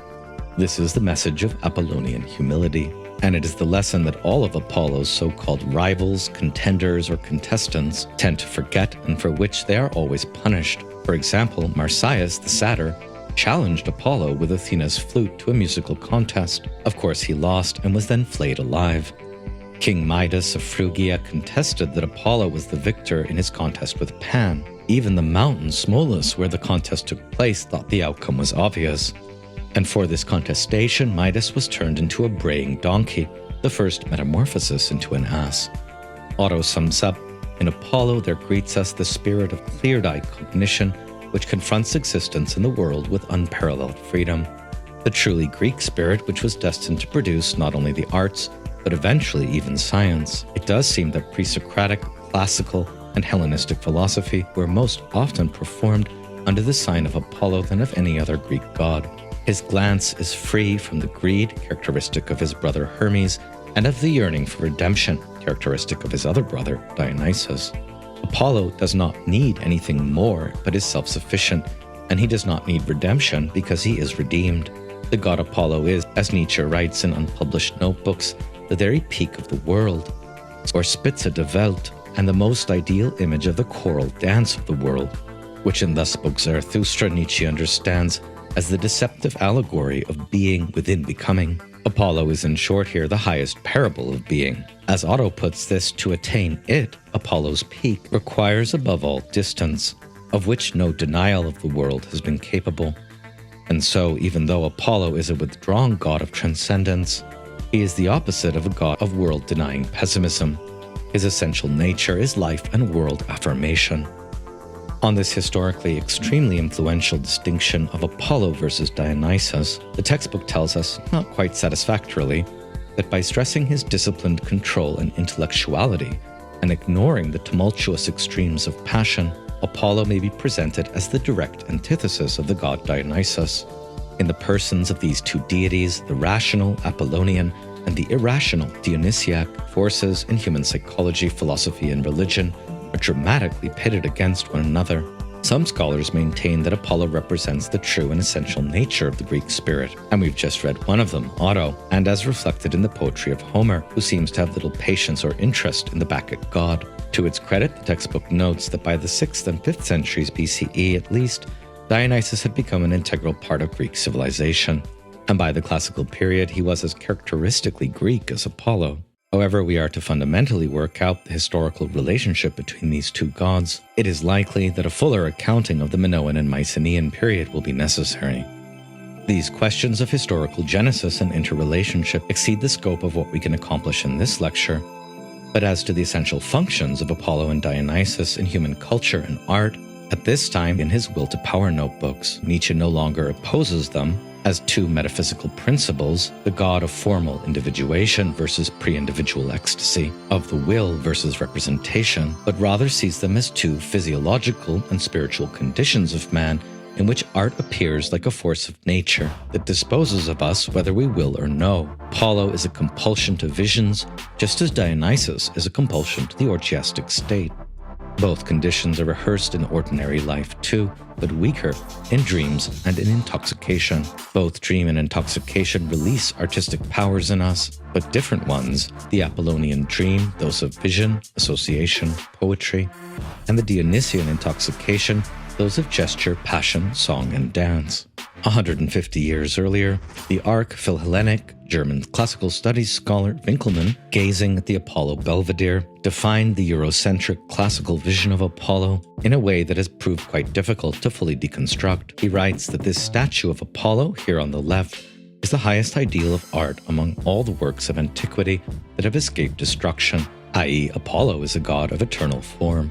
This Apollo surpasses all other images of him as much as the Apollo of Homer surpasses those portrayed by later poets. His build is elevated above human nature, and his stance bears witness to the fullness of his grandeur. An eternal springtime, like that of the blissful Elysian fields, clothes the alluring virility of mature years with a pleasing youth and plays with soft tenderness upon the lofty structures of his limbs. In gazing upon this masterpiece of art, I forget all else, and I myself adopt an elevated stance in order to be worthy of gazing upon it. My chest seems to expand with veneration and to leave like those I have seen swollen as if by the spirit of prophecy. And I feel myself transported to Delos and to the Lucian groves, places Apollo honored with his presence. For my figure seems to take on life and movement like Pygmalion's beauty. How is it possible to paint and describe it? As the textbook notes, while still moving, such passages are increasingly difficult to appreciate, and the Apollo Belvedere no longer holds the august position in the Western canon of art it once did. For shortly after Winckelmann's writing, this statue became a battleground of scholarly debate which thematized the viewer's relationship to the Greek past. Not so much what it really saw or knew based on the evidence, but rather what it wanted to see and know based on the viewer's preference for certain quite personal myths about the origin, history, and artistic appreciation of this god. In contrast to the more tender and effeminate Apollo Belvedere, the Apollo we find on the west pediment of the Temple of Zeus of Olympia provides a stark contrast. Here, the presence of Apollo is much starker and more commanding, even terrifying, as Rilke will sing indirectly of this god, the beginning of a terror that we can just barely endure. In Otto's conclusion, we hear that Apollo, the far shooter, is the most supra-personal of the Greek gods, of the most sublime height, a splendor of clarity and a perfection of form, and this easily explains why he became a sun god. Early as Aeschylus, in a lost tragedy, the Bassarai, it was said that Orpheus revered Helios as the greatest of all gods and called him Apollo, and Aeschylus also calls Helios Phoebus, Apollo's epithet in his Prometheus. In both the Homeric hymn to Apollo and to Hermes, there are many subtle suggestions of a close connection of Apollo and Helios, as we'll explore more in the next lecture on Hermes. Certainly, by the Hellenistic period and after Alexander the Great, there emerged the most standard and mighty depiction of Apollo holding the universe in harmonious motion by the tones of his lyre, and striking the lyre with his plectrum as the very light of the sun. What the textbook and also Otto tend to undertreat from the archaic period is Apollo's connections to herds and harvest and to the winds, especially Boreas or Zephyr, which fertilize the land, spread seeds, and grow plants, making Apollo irreducibly as well a fertility god. Many other important myths to do with Apollo are also undertreated, such as Apollo's role in dream incubation and medicine, to Asclepius, as we've covered a bit here, and also Apollo's connection to Zeus's most famous oracular sanctuary at Dodona. Apollo also appears frequently in myth as protecting his mother Leto from slight or assassination, as in the myth of Niobe, or when he slays a giant who tried to abduct and rape his mother, and a full accounting of Apollo's appearances in heroic myth would be the subject of several lectures. Especially interesting, although we don't have time to cover it here, is the full account of his period of slavery as a day laborer to the mortal king Admetus, which Roberto Colasso gives an excellent retelling of in his chapter on Apollo. I've also included this week from Carl Karenyi's book Apollo, the Wind, the Spirit, and the God, his third study, Apollonian Epiphanies. This piece is interesting for its close comparison of the phenomena of Apollonian inspiration to the biblical, Greco-Roman, and German language and liturgies of spirit, Hebrew, ruach, Greek, pneuma, Latin, spiritus, or German Geist. This chapter by Karenyi is important because of its coverage of Callimachus's 3rd century BCE famous second hymn to Apollo. In Callimachus, the song or paean to Apollo becomes a song of greeting and response between the poet's imaginary chorus and the arrival of Apollo to the festive song. Callimachus's vision is windy, quaking, and trembling, even the foundations of Apollo's own temple, and it comes with a choral leader's command to be silent and hear Apollo's glory, which reminds us also of the later Chaldean oracle and their injunction, sing a hymn to the paean, keep silent, initiate. Also in Callimachus, Apollo kicks in the door of his temple with his majestic foot, and many other important aspects of the god's epiphany are sung in Callimachus and compared by Karenyi to other sources. Callimachus cites Homer on Apollo's elitism and selectiveness. Apollo appears not to all, for in his presence nothing lowly can persist. And this in part accounts for the frightening aspect of his epiphany, for frightful are heavenly gods to behold openly, which may have been the source for Rilke's opening lines of the first duetto elegy. Roberto Colasso may have out-autoed Otto in a very insightful passage in his The Marriage of Cadmus and Harmony, when he calls Apollo, Artemis, and Athena the three unnatural divinities who march forward cloaked in their own auras. They look down at the world when they plan to strike it, but otherwise their eyes are elsewhere, as if gazing at an invisible mirror, where they find their own images detached from all else. This very aloofness lent itself to profanation and hubris. In Apollo's case, any old shepherd might claim he played the pipes better than Apollo, whereas it was unlikely that a mere hetaira would try to tell Aphrodite how to do her job. To these three unnatural gods especially, the people of the earth were a temptation, alluring because full of stories or intrigues, or sometimes isolated from their own stubborn perfection that asked nothing from heaven. But these alluring mortals were also treacherous, ready to stab a god in the back or to disfigure a Hermai. Through these aspirants to Apollo, Artemis, or Athena, a new state of mind emerged, something unknown in the past, that of the god who was misunderstood, mocked, belittled, and the result was a string of vendettas and punishments, dispatches issued from an ever-busy office. For Colasso, the hero Theseus was the original creature or pet of Apollo in this sense, since he was always attempting to rival his slightly older contemporary Heracles, both of whom were always trying to emulate an inaccessible Apollo. As the first slayer of monsters, Theseus attempts to be as like Apollo as possible, despite the fact that his lineage is that of Poseidon. But Apollo makes no comment. All of Theseus's life, the only thing Apollo ever says to him directly is a piece of sage advice: take Aphrodite as your guide. Already in the life of Theseus sees the stage of the struggle of Apollo and Dionysus being set. In the figure of Theseus, these two gods have struck up a pact. What that involved was the translation imperative from Crete to Athens, whereby one god, Apollo, took over from another, Dionysus. Through the figure of Theseus, power passed from the secret twists of the labyrinth to the frontal evidence of the Acropolis. And all of this came about courtesy of Theseus.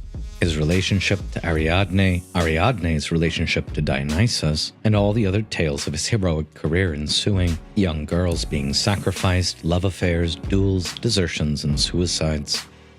The human melodrama of Theseus's life, with its songs and its chatter, cover up for the silent substance of a divine pact between Apollo and Dionysus. This changing of the guard between Dionysian Minoa and Apollonian Mycenae and Athens occurs in the context of his expedition to Crete. and implies an affinity between Apollo and Dionysus behind their apparent opposition.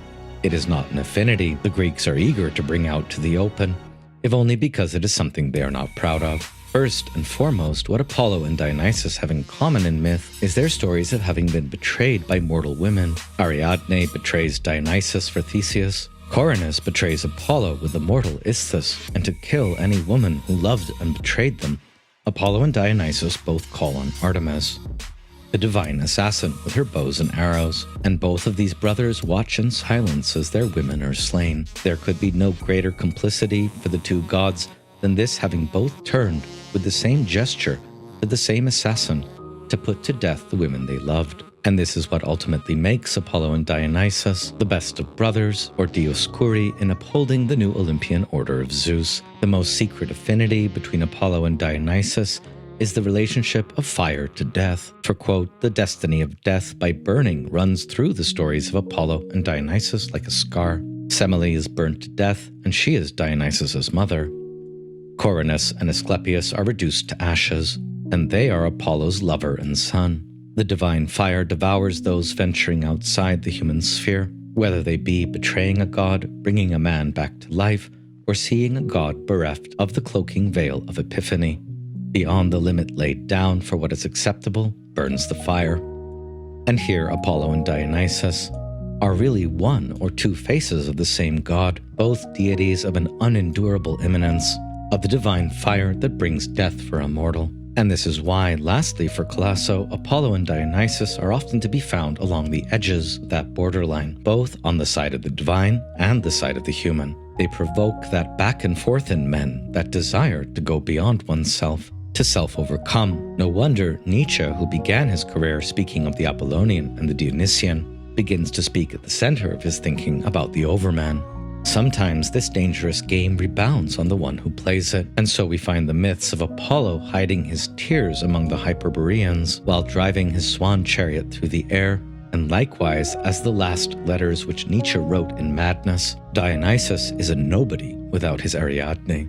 Let's conclude this lecture with 3 poems to Apollo, 1 modern by Rainer Maria Rilke, and 2 ancient, in the first poem of volume 1 of his new poems, and thus at the head of this cycle of poems, one of the many surviving torsos of Apollo in sculpture, Rilke sings from the essential nature of this god. We never knew his head, and all the light that ripened in his fabled eyes, but his torso still glows like a gas lamp dimmed, in which his gaze, lit long ago, holds fast and shines. Otherwise the surge of the breast could not blind you, nor a smile run through the slight twist of the loins, towards that center where procreation thrives. Otherwise this stone would stand deformed and curt under the shoulder's transparent plunge, and not glisten just like wild beast's fur, and not burst forth from all its contours like a star. For there is no place that does not see you. You must change your life. In Rilke, even through his archaic torso, the fullness of the ancient manifestation of this god is evident. Above all, his singular command to know thyself, transformed in Rilke as there is no place that does not see you. You must change your life. Bringing together most of the aspects of this god covered in this lecture, we can turn now to the Orphic hymn to Apollo, which sings, "Come, O blessed Paean, O slayer of Tityos, O Phoebus, O Lycurgus, what giver of riches are you, and an illustrious dweller in Memphis? A god to whom one cries, Ai. To you, O Titan and Pythian god, belong the lyre and the seeds and the plows.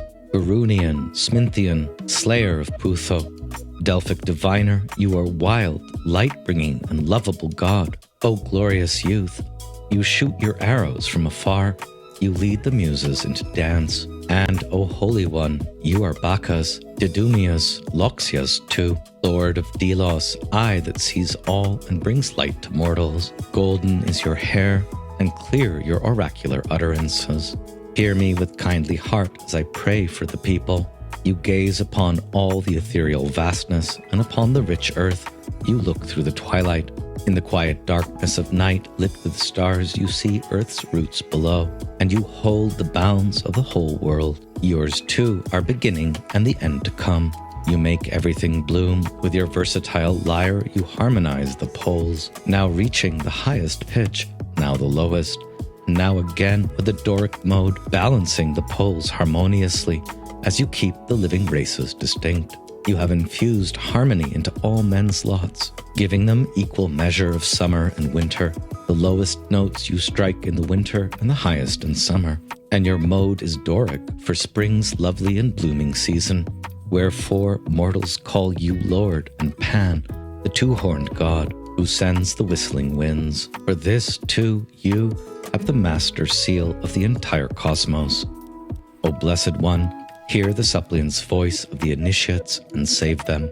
The first part of this hymn mentions the various traditional associations of the god in terms of cult centers, attributes, and epithets, and the second picks up on the solar aspects and gives them a cosmic dimension, culminating in an expanded discourse of Apollo's universal harmony. Athanasicus comments that the author might be an astute reader of the Homeric hymn to Apollo, which has a similar double structure, first singing the Delian, earth-rooted Apollo, then the cosmic, Pythian Apollo. In the Orphic hymns, like elsewhere, Paean or healing song is another name for Apollo, but it might as well be used for Helios, Pan, or Dionysus. Apollo is here called slayer of Tychios, i.e. of the giant who had tried to rape Leto, but was stopped by Apollo and punished with Prometheus's same punishment, an eagle eating his liver each day. The third epithet of Apollo mentioned, Phoebus, means bright, and Lycurgus refers to the summit of Mount Parnassus, as well as to Apollo's association with the wolf. Dweller in Memphis may refer to Apollo's identification by this time with the Egyptian Horus. Titan refers to his closeness to Hyperion and to Helios. Gerunian is Apollo's favorite Iolic city, the city of Cumae. Sminthian here means the mouser, and points to Apollo's connection to agriculture and the plagues of mice that might blight fields. Most strangely in this Orphic hymn, Apollo is called Bacchus himself. And elsewhere in the hymns, Apollo is described as ivy-tressed, but this line is contested. In Proclus's hymn to the sun, both Paean Apollo and dithyrambic Dionysus are the children of Helios, the sun. The epithet Didymaeus refers here to an important Hellenic sanctuary in Ionian Didyma, and Loxias, as we've seen, refers to Apollo's riddling ways. Most influentially in this hymn, Apollo's eye is named the eye that sees all, like in Rilke's poem Archaic Torso of Apollo, and perhaps here represents the spiritual eye of the sun, rather than the sun's mere physical presence. In this Orphic hymn, as elsewhere, Apollo's nature is mental power, clarity of vision, and the clearness of oracular utterances. And this extends through all three worlds of above, below, and the center. Apollo binds the worlds with his vision from abyss to peak, and from peak to abyss, from beginning to end, and from end to beginning, making the whole bloom with his versatile lyre. And so, in the words of the poet, harmonizing the poles from the highest to the lowest pitch of his Doric mode, Apollo's favorite musical mode. Apollo appears differently to different races, but infuses harmony into all men's lots. And so strangely here, even though he's usually a god of elitism, the Orphic Apollo is more egalitarian. He gives all races that he appears to an equal measure of summer and winter. The Doric music of his lyre plays the notes of all the latitudes of the solar procession, from the North Pole to the South Pole, and Apollo is thus responsible in this hymn for the precession of the earthly seasons. Much like the sun in Proclus's hymn, Apollo is said to fill the cosmos with harmony, and by the end of the hymn he is even identified with the pastoral fertility and quite Bacchic god Pan, the son of Hermes or two-horned god, who sends the whistling winds. In other myths, as we'll see in the lecture on Hermes, Pan is associated with Mount Lycaon, Wolf Mountain in Arcadia, and Apollo and Pan overlap in their epithet Lukaios. The hymn sums up its entire vision of Apollo in a single phrase: he is the master seal of the entire cosmos, the very peak of the world, as we've heard in Nietzsche. While Apollo's later and perhaps earlier identifications with the sun god Helios is a topic this lecture has mostly held in suspense, it is significant that no less an authority than Proclus, his hymn to Helios may as well be a hymn to Apollo. Not only Apollo and Dionysus are the sons of Helios, but also Attis and Adonis, the four key gods of mystic initiation, are all seen as the children of the sun god, himself beholden only to the will of the invisible Father above, the cosmic mind, primary paternal intellect, or Zeus himself, mediated for Helios by the Demiurge. Thanks for listening, everyone, and see you in the next video on Hermes. Hearken, king of Noeric fire, Titan holding the golden bridle. Hearken, dispenser of light, you, O Lord, who hold yourself the key to the life-supporting source and channel off from above a rich stream of harmony to material worlds. Hearken, for you, being above the middlemost seat of ether and in possession of a very brilliant disk, the heart of the cosmos, have filled everything with your intellect-awakening providence.